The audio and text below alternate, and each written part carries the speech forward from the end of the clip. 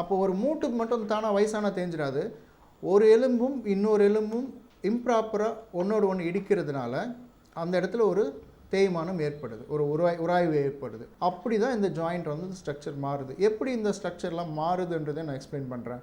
So இந்த மூட்டில் பார்த்தீங்கன்னாக்கா இந்த புள்ளி சிஸ்டம் மாதிரி இருக்குது. அந்த அலைன்மெண்ட் அதுக்குள்ளே இருக்கும்போது எந்த சத்தமும் வராது.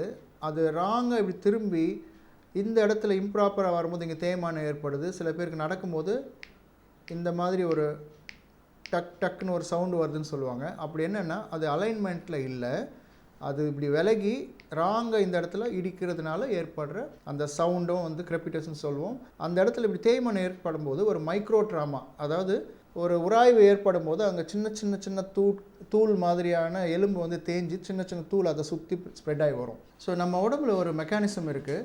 எந்த ஒரு அடிப்பட்டாலும் அதுவே தன்னைத்தானே குணப்படுத்திக்கிற ஒரு கெப்பாசிட்டி இருக்குது.